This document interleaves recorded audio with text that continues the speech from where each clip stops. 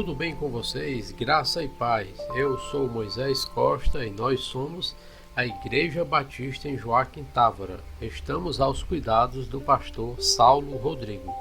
A aula de hoje está imperdível. Iremos falar sobre a ceia do Senhor. Mas antes da aula começar, iremos para o nosso momento de oração. Senhor, nosso Deus, nosso Pai, nos abençoa. Que essa aula possa, Senhor, vir de encontro com nossos corações, que possamos aprender mais de Ti. Abençoa todas as pessoas que estão passando por dificuldade e fica conosco. É o que eu te peço no nome do Teu Filho amado. Amém. Tomai e comei, pois este é o meu corpo. Tomai e bebei. Este é meu sangue, a nova aliança que é dado por vós e por muitos pelo perdão dos pecados. Porque todas as vezes que comerdes deste pão e beberdes do cálice, estareis anunciando a morte do Senhor até que ele venha. 1 Coríntios capítulo 11, versículo 26. Das duas ordenanças deixadas por Jesus, a ceia do Senhor é a segunda para todos os seus discípulos integrados em sua igreja. O batismo simboliza a transformação ávida por meio de Cristo na vida do novo seguidor. A ceia relembra e proclama a morte de Cristo até que ele venha. O próprio Jesus instituiu a ceia do Senhor, participou dela e sobre ela deu orientação. Para o crente, discípulo de Jesus Cristo, é um privilégio participar desta ordenança. A lição de hoje é a lição de número 8, que tem como título A Ceia do Senhor. No nosso primeiro tópico, iremos ver Jesus que instituiu a ceia, substituindo a Páscoa. O povo escolhido de Deus, Israel, ao sair da escravidão, teve instituído por Deus o memorial da Páscoa para relembrar a libertação outorgada por Deus. Você vai encontrar no livro de Êxodo, capítulo 12, dos versículos 1 ao 28. Como judeu por descendência de encarnação, Jesus não se descuidou de participar das festas do seu povo. Antes da sua crucificação, desejou celebrar juntamente com seus discípulos a Páscoa. Então, a Páscoa ela era uma festa, que depois da escravidão, depois do povo ter sido liberto, ela foi instituída por Deus como memorial dessa libertação. E Deus, naquela época, tinha levantado um homem chamado Moisés, que preparou para a tarefa e o enviou para negociar e conduzir o povo na sua libertação. O governante opressor não cedeu diante dos pedidos e dos sinais perante eles feitos. Vieram as 10 pragas e ao final delas é instituída a Páscoa, que comemoraria a libertação do povo do jugo estrangeiro. Um cordeiro ou cabrito sem defeito é assado no fogo para cada família ou famílias vizinhas, e são servidos pães sem fermento com ervas amargas. O sangue do cordeiro, aspergido no batente da porta, seria o sinal para que a última praga, a da morte dos primogênitos, passasse ao largo daquela casa. Então se daria o êxodo do povo. A partir de então, a Páscoa tornou-se comemoração obrigatória, anual para o povo de Israel, e passou a fazer parte das festas fixas, ainda que em algumas ocasiões tenha sido descurada. E Jesus, como era judeu por descendência e também de encarnação, não deixou, nem se descuidou em participar dessa festa que era a Páscoa judaica. Antes da sua crucificação, ele desejou celebrar, juntamente com seus discípulos, a Páscoa. Em 4 passagens bíblicas, elas narram o acontecimento que culmina com a instituição da ceia do Senhor. Iremos ver essas 4 passagens no texto de Mateus, no capítulo 26, dos versículos 17 ao 30, em Marcos, do capítulo 14, os versículos 12 a 26, em Lucas, capítulo 22, no versículo 7 ao 73, e em 2 Coríntios, do capítulo 11, do 23 ao 30. E o segundo tópico vai falar sobre a primeira comemoração da ceia. A celebração deveria ser feita em memória de Jesus, anunciando a sua morte redentora até a sua volta. Segundo o evangelista Marcos, eles cantaram um hino e saíram para o Getsêmani, onde Jesus oraria intensamente, seria traído e preso. Então essa foi a primeira comemoração da ceia, pois a ceia do Senhor, ela é um memorial para os crentes confessos. Para o incrédulo é um convite ao arrependimento e à fé, uma vez que por meio da ceia a igreja anuncia a morte do Senhor até que ele venha. Então Jesus reuniu ali os seus discípulos, os seus apóstolos, e foi então que se deu a primeira comemoração da ceia do Senhor. E no próximo tópico iremos ver o significado da ceia. Não se trata de um sacramento ou de uma transubstanciação, o que seria uma repetição do sacrifício de Cristo. Também não traz ao participante outra bênção, a não ser a da consciência de estar cumprindo uma ordenança deixada por Jesus. Lá em 1 Coríntios, no capítulo 10, de 14 a 22, e no capítulo 11, do versículo 17 ao 34, o apóstolo Paulo ele fala que fazer essas recomendações que advertem contra o uso indevido da ceia do Senhor. O crente que dela participa não pode servir a outro culto. A ocasião de tomá-la não se presta para matar a fome física ou para se embebedar. A Páscoa da qual Jesus participou tem significado para o judeu, a ceia do Senhor, que ele próprio instituiu, e tem significado para o crente professo. Então esse é o significado da ceia do Senhor.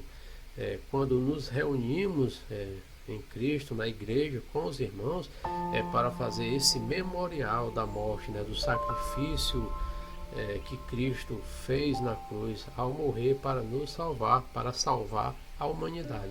Então é esse o significado real, não é para, digamos assim, para você alimentar o seu corpo, não é para você encher a sua carne. Por isso que é só uma amostra, um pedaço do pão, um pouco do vinho, que é representado pelo suco de uva, e o apóstolo Paulo vai fazer todas essas instruções, ele vai fazer todas as recomendações de como celebrarmos a ceia e de como fazermos esse memorial de forma correta. E no próximo tópico iremos ver sobre as variações na ceia.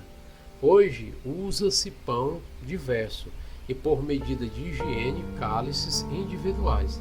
Estes, para evitar a bebida alcoólica de hoje, contêm suco de uva em lugar de vinho. Ao ser instituída, o pão era sem fermento, o vinho num cálice comum. Hoje sabemos que celebramos a ceia de maneira diferente. Não usamos aquele vinho que era usado na época de Jesus. Preferimos usar o suco de uva, e o pão. Cada igreja, cada grupo de irmãos celebra de uma forma diferente. A gente prefere o pão de forma ou o pão normal. Aí depende, não vai ser muito dessa questão. O que você não pode é se distanciar dos elementos principais, que é o pão e o vinho. Você não pode sair muito desse contexto digamos assim, dos elementos iniciais. Pois temos ouvido falar de crentes que em lugares remotos, usam como pão aquilo que lhes serve de alimento, e em lugar do vinho inexistente, suco de alguma fruta. Todavia, não convém se afastar muito dos elementos originais para que o simbolismo não perca o seu significado. Já ouvi uma vez uma história que um missionário estava em uma aldeia, né, um ambiente bem distanciado, acho que, se eu não me engano, uma aldeia indígena, e lá ele tinha evangelizado aquele grupo de índios, e alguns tinham se convertido.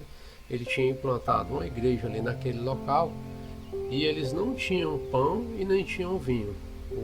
Os elementos mais perto que chegariam ali do pão e do vinho seria a tapioca e o suco de fruta que eles tinham lá na aldeia deles.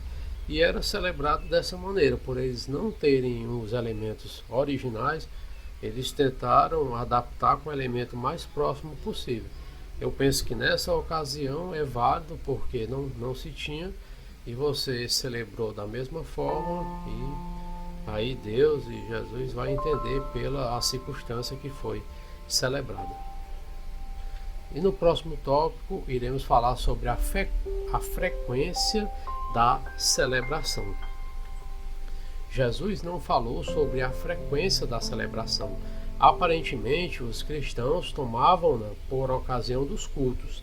Há igrejas que a celebram dominicalmente, outros o fazem mensalmente, o que parece ser o mais comum.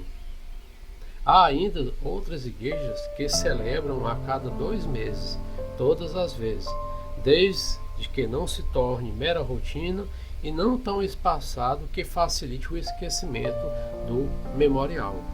Ministra-se esta ordenança e dela se torna parte com toda a sobriedade e reverência de uma ordenança do Senhor Jesus Cristo. Devem ser momentos de profunda reflexão e de gratidão a Deus. Então essa frequência da celebração ela não é falada na Bíblia, né? Jesus ele não instruiu, vocês irão ter que fazer de 15 em 15 dias, ou toda semana, ou todo dia. Não se falam isso, mas comumente entendemos que o modelo que é mais seguido é esse mensal, uma vez ao mês. Penso que se distanciar disso, você vai perder um pouco do memorial, né, da celebração, de você estar sempre lembrando o sacrifício que Cristo fez. Mas cada igreja, né, cada ministério faz como bem convém. Mas essa frequência na celebração, ela não nos tem essa informação na Bíblia, então fazemos da maneira que achamos que vai convir a nós, que achamos que vai tornar essa celebração um memorial real, né, verdadeiro e de todo o nosso coração.